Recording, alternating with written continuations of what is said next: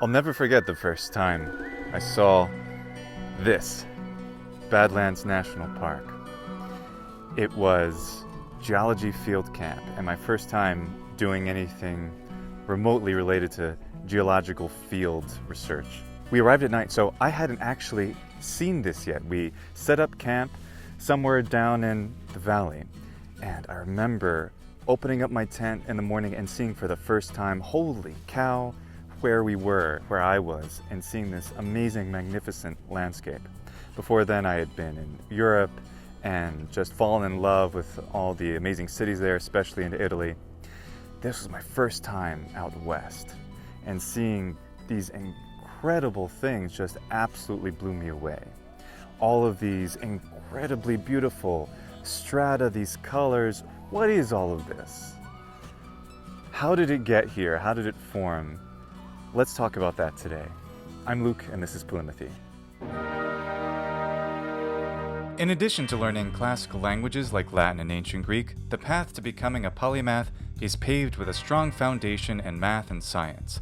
And this video's sponsor, Brilliant, has everything you need and more to build that foundation. Here I'm solving a puzzle about insolation, meaning how much sunlight reaches a planet's surface, like the Earth. And these changes through the eons have powerful effects on the geological history of our world. Brilliant's science courses are my personal favorite.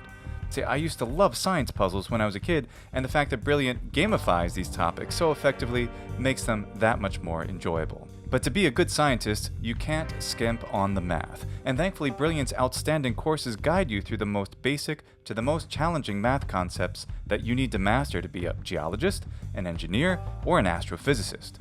Now, I've never seen any app do it better. Brilliant can fill in the gaps you have in fundamental mathematics and take you into the wondrous world of calculus, differential equations, and linear algebra. And like I mentioned, since Brilliant makes this experience not only low pressure, but fun, since it's like a game, you'll be proud of your accomplishments and excited to learn more. Stride right up to the edge of your knowledge and discover the exciting terrains that lie beyond at brilliant.org/polýMATHY for your 30-day free trial, and the first 200 to sign up get 20% off a year subscription. All right, so let's talk a little bit about the geology of the Badlands. So the top part of this is actually volcanic ash, but way down at the bottom, the base of what's exposed here is called the Pierre Shale, and that was deposited between 70 and 65 million years approximately during the late Cretaceous period. And during that time, this whole area was underwater, under many meters of water in some places. It was, in fact, the Western Interior Seaway. And there were incredible beings, incredible animals like the mosasaur and other marine life were living right here. And the Pierre Shale that's way down there demonstrates that.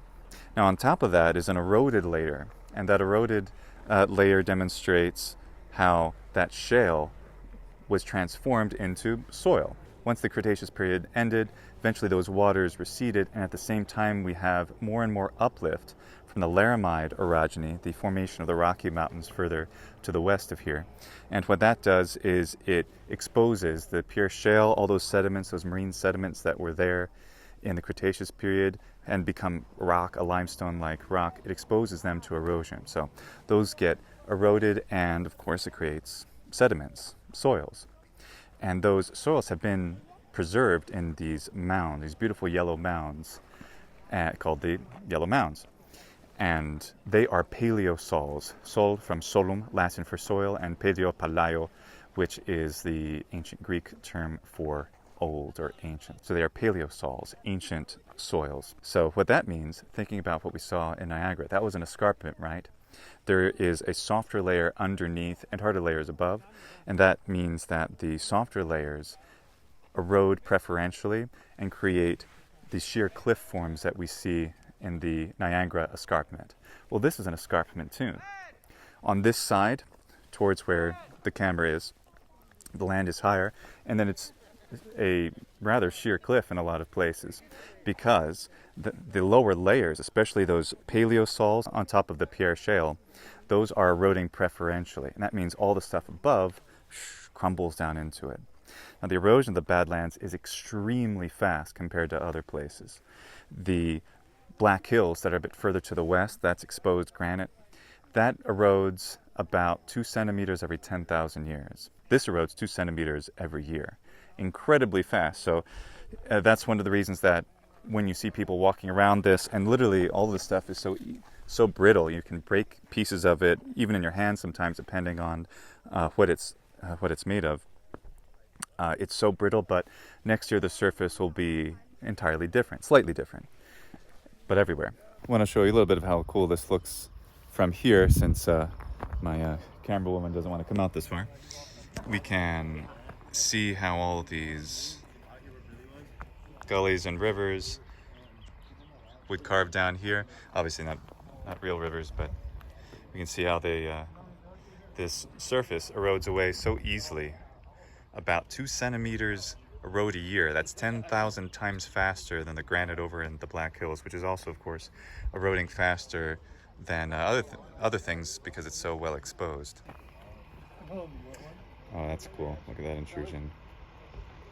Beautiful. Above the Paleosols of the Pierce Shale, we have most of what we see here in the Badlands, which is called the White River Formation. And that has 2 units that it's made out of. The lower part is called the Chadron Formation, and above it is called the Brule Formation. And they actually look pretty distinct. The more angular forms that we see, especially out in the distance, those are made of that Brule Formation, and sandstone is one of the primary components of it. Underneath, we have a claystone, which was deposited first in the Oligocene. In fact, most of the White River Formation, most of what we see here is deposited in the Oligocene. So that is during the Paleogene. That used to be called the late part of the Middle Tertiary, if you're familiar with that term, tertiary, which is no longer used. But when I was a student in geology, tertiary was the primary term for the stuff between Quaternary, which is the modern stuff, more modern rocks, and the Mesozoic. And that's how it goes. So the Chadron Formation, that was deposited when there was here an environment very similar to the Everglades. It's hard to believe that right here in this very arid landscape, not only was there a sea, something like the Caribbean, but then after that, by just some tens of millions of years, there was something like the Everglades, complete with crocodiles and other animals that you expect to live in a wetland like that. What happened after that is, as this area is progressively uplifted more and more, and it becomes more and more arid here, it's not as much of a wetland. So instead of it being clay deposits, it becomes more sandy deposits. In fact, here in the Brule Formation, the stuff that lies above, we see that it's a lot more like a savanna. So we go from a marine environment like the Caribbean to a wetlands environment like the Everglades to the savanna, something like the savanna in Africa, or even perhaps like the savanna sort of prairies we actually have around here today, though a little bit different. And all the way through the White River Formation, which is composed of the lower Chadron and the upper Brule formations, we see layers of volcanic ash. And why volcanic ash? Where were there volcanoes? Out in the Cascades in Washington, there were volcanoes in the Sierras and all of the Rocky Mountains as the Laramide orogeny is continuing, as that's going on, and all those mountains are forming. So volcanic ash from hundreds to thousands of kilometers west is raining down over the continent in this incredible time period, and we can actually see the layers right in the rock, and that adds some resistance to the upper layers. That creates some of the really cool, fascinating layers we see here. In fact, actually, we can see them pretty well. If you look here, the white resistant layers that are kind of sticking out, I see one that's on there, and then I see another. I'm just guessing. I'd have to really look at it with a hand lens to identify with some magnification if it is in fact volcanic ash. But knowing that there are these volcanic ash layers here and that they're more resistant to erosion, we would expect exactly those layers to stick out, giving these beautiful white layers, especially those really thin ones. Those probably are in fact those volcanic ash deposits. So the formation of the west of the North American continent as we know it today is beautifully encapsulated here. And other than, a few tourists, it's completely silent out here. You can hear the crickets. It's just a completely silent, quiet environment, except for these brave scouts. God bless them. These rocks are silent, just like a book on the shelf. Until we learn how to read it, we aren't amazed by thinking of the monsters that used to live here, the dramatic storms, the volcanoes, an incredibly dynamic and amazing environment. It's all silent until we learn how to read it. And that's why we learn geology. Let's learn to read these pages of geological history a bit more up close and in a hopefully quieter environment by traveling down to the lower exposures of the park, to the gold-colored paleosols called yellow mounds, which are overlaid by the red interior paleosol, named after nearby interior South Dakota. When the seafloor of the retreating Western Interior Seaway here was exposed to the air, it was eroded into these paleosols. Those marine sediments are traditionally lumped together with the Pierre Shale, but more recent studies like those by Stauffer classify the top marine sediments as part of the Fox Hills Formation. In my discussion here, I use the term Pierre Shale, which I suppose makes me more of a lumper than a splitter.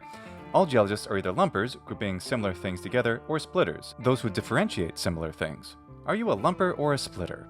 Let me know in the comments. This is an up-close view of the yellow mounds, and oh look, there's the red interior paleosol. The video does not do justice to the beauty of these colors, how absolutely magnificent everything appears here. I highly recommend you go and visit the Badlands and absolutely take your loved ones as well. They'll be so excited. So to form an escarpment, you need to have softer or more easily erodible material that's underneath more resistant material. And the reworked Pierre Shale that turns into the yellow mounds, into these paleosols, is just the best material to create a beautiful escarpment like this. Just looking at this stuff that's lower, we can see that it just looks softer. In fact, it looks a lot like the moon. The moon is very heavily eroded by microasteroid impacts over the course of billions of years, so it has a very rounded appearance. And so does all this, not of course from micrometeor impacts, but just from the flow of water from the rain that does, of course, occur here, even though it is rarer than in other parts of the world. So we see this rounded stuff here. This is this beautiful reworked stuff that's turned into paleosols, into ancient soils. Now, soils can eventually turn into a compacted rock, but in general, most of the stuff here is very loosely compacted. The process of diagenesis, specifically lithification, the turning of a sediment into a rock, has absolutely been occurring here, but it hasn't been put under the kinds of pressures that other sediments have been put under, like light-grade metamorphism. So they're not heavily compact, which means they're actually pretty brittle, a lot of these rocks, or even these newly reformed soils from ancient soils. And the soft stuff underneath is what allows the precipitous erosion of the cliffs and angular surfaces we see all around the Badlands. A wonderful characteristic of the yellow mounds that overlie the Pierre Shale is that because that material is able to create a less severe slope, it's able to hold on to enough water so plants can grow. So you see all this beautiful plants in this micro valley, absolutely gorgeous. And this paleosol is so beautifully named because from a distance it looks like a rock, but if you pick it up in your hand, it just crumbles. And we'll do that for the camera in a second. Here, let me show you. So it just looks like a dirt mound, and essentially it is. This was a mound of dirt, or rather it was all deposited not as mounds like this, but as, of course, continuous layers of strata millions of years ago. Here's some of it. So this is what it's all made of. It's just like mud, and it's the reworked Pierre Shale that has been eroded, and the remnants of it are lying atop the bedrock of the Pierre Shale. Let's go over here and look at these beautiful colors. Oh, it's so gorgeous. So the reworking of the Pierre Shale gives us this characteristic yellow color, and the reds. So actually that's a good question. What is red? Why would anything be red? Look at these wildflowers, just adore them, and all little crickets. That's part of polýMATHY too. Oh wow, see, now we can see all these beautiful, I love these yellow sunflowers, not just because they go so well with the yellow mounds, these beautiful colors of gold, but because they indicate that this material can actually support life again. Because it's so arid here, things can't grow on this unless it has a certain slope, and if the mineral composition is right to hold enough water, allow something to actually grow in it. Whereas the more severe edges here, especially since they're so loose, they can't hold on to many plants. And that would be different back east, where there's enough precipitation to allow more plant growth. And you do get outcrops back east, of course, but not like you get in the west, where you look at that beautiful, severe, gorgeous, gray, stark, jagged landscape. You expect Wile E. Coyote to come out looking for that roadrunner any second. So, beep beep. Yeah, this is beautiful because we see the succession so nicely here. The succession, the ecological succession of the plants. So, in the very top of the hills, there's nothing growing essentially because it's just too steep and the material itself is just too loose. It erodes so readily that nothing can really take hold. Certainly no trees. But as we come down the hill, we see, oh, cute little plant number 1, number 2, number 3, and then we have more and more and more. And these look like some kind of a sage thing.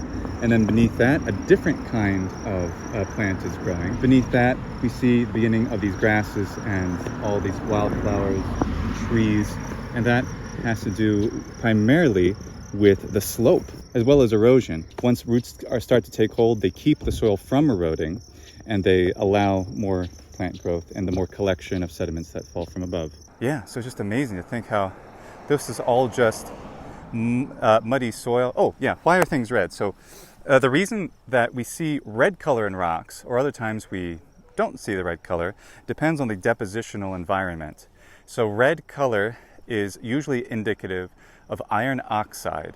So the iron that is in so much rock and soil that has become oxidized during or sometimes shortly after deposition. So if we see red rocks, that normally means rocks that were deposited in some environment that was pretty close to the air, so within a few meters of the air, depending on how stirred up the water is. If it's very stirred up, like a river, then you can get oxygen deep enough, so pretty much all fluvial deposits will be reddish in color. But once they start to turn gray and blue, we are getting into more still waters probably, and especially deeper waters like a shallow sea or a lake. Let's travel forward in time from the Cretaceous to the Paleogene period to get a closer look at the White River Formation, or White River Group, at one of my favorite parts of the park, the famous Door Trail. Here you get to wander aimlessly in the vast, chaotic terrain of the Chadron Formation. Do remember to bring enough water, which was a swampy depositional environment from the Eocene between 56 and 34 million years ago. Here we are in the middle of this beautiful White River Formation.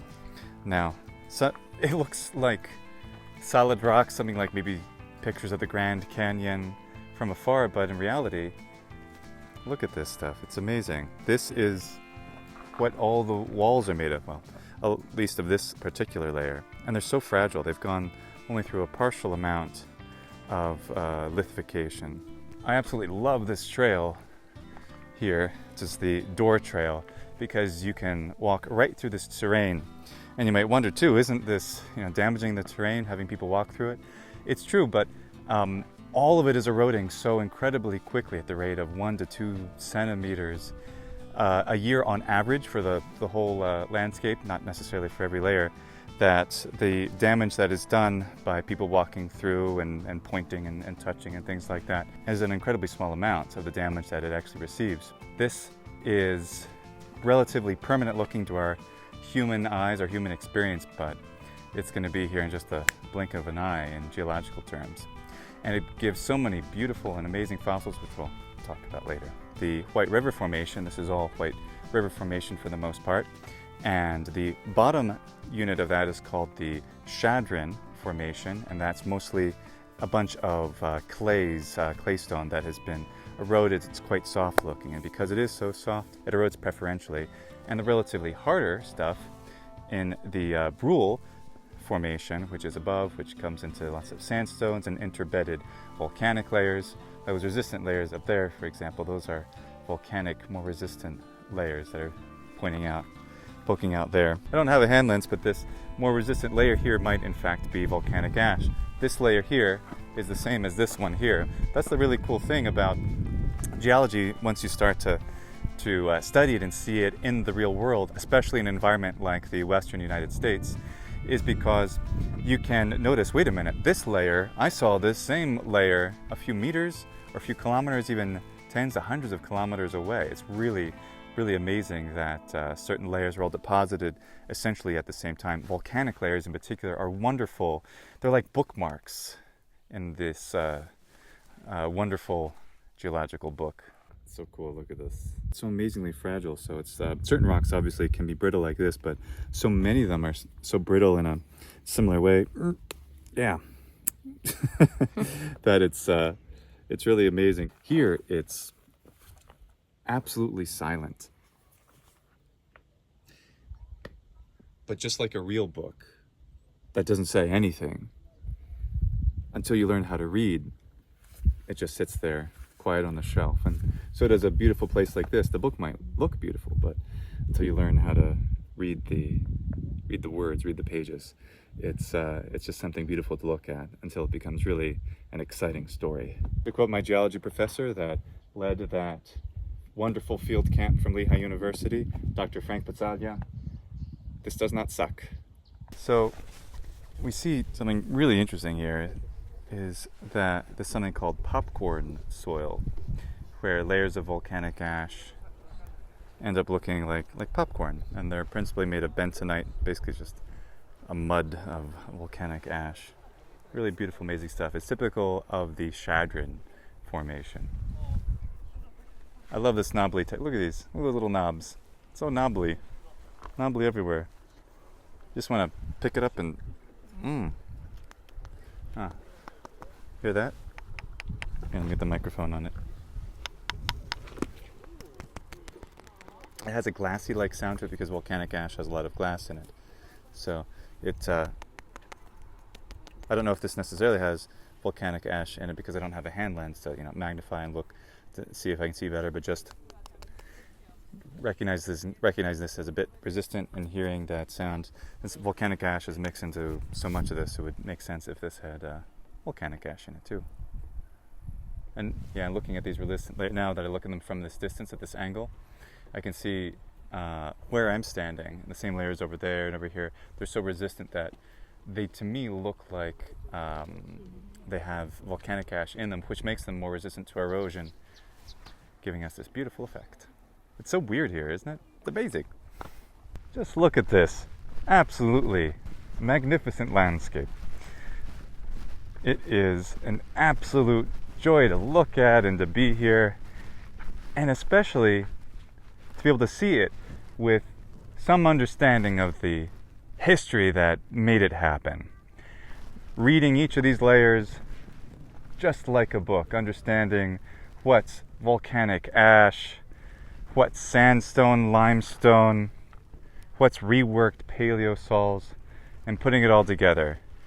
And as amazing and magnificent as this is just one small miracle in a whole world of geology. Thanks for joining me. Volete. Let's record this before we melt. So why do we happen to have cars all right now at this very moment? Because they knew I was filming, so they had to all drive right around here at this very moment. I mean, Madonna, che caldo, eh? Say okay. Say okay. I'm about done.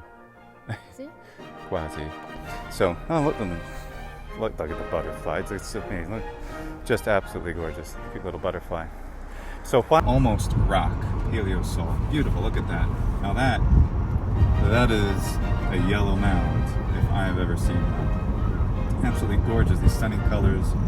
This gold, almost green, original series Star Trek Command gold with a light lime green tinge to it. And